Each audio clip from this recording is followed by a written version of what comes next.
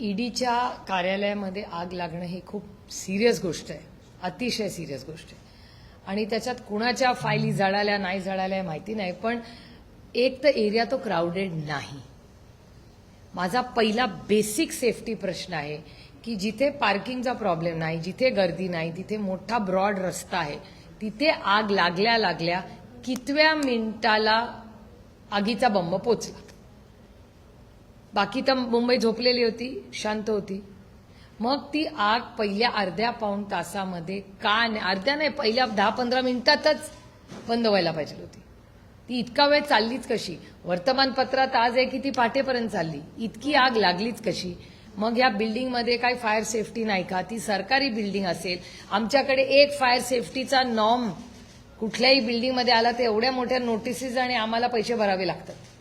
आणि चांगली गोष्ट आहे, आय एम हॅपी टू पे, कारण का आपल्याकडून सेफ्टी फर्स्ट, सुरक्षितता ही सगळ्यात महत्वाची आहे. एका सरकारी बिल्डिंगमध्ये मग ऑडिट झालं नाही का, फायर ऑडिट झालं नाही का त्या बिल्डिंग? एवढी महत्वाची ईडीची बिल्डिंग, तिथलं फायरची पोझिशन काय आहे, तिथे आगीचा बंब उशिरा गेलाच कसा, असे महत्वाचे कागद. आणि तुम्हाला कसं माहिती ह्याच 4-5 लोकांचे कागद जळाले? मग याची बॅकअप आहे का? एवढं डिजिटल जग झालेलं आहे. मग डिजिटल तुमचा साधा मोबाईल हरवला तर तुम्हाला त्या क्लाउडमधून माहिती मिळते. मग जर एवढं टेक्नॉलॉजी आणि एआय आणि काय काय चालू आहे, मग एक या फाईल जळाल्या तरी त्याचा बॅकअप असला पाहिजे ना. आणि नसला त्याची बी शॉकिंग. म्हणजे एक तर आग कशी लागली, विझवली का नाही गेली वेळेत? या बिल्डिंगचा सेफ्टी ऑडिटची अकाउंटेबिलिटी कोण घेणार? बीएमसीला याची उत्तरं द्यावी लागतील.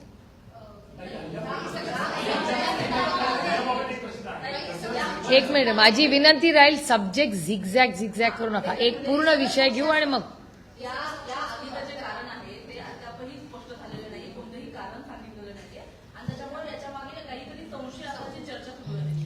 ते नाही मला माहिती. माझा एकच प्रश्न सरकारला आहे की ह्या बिल्डिंगचं सेफ्टी ऑडिट झालं होतं हो का नाही, पहिला मुद्दा.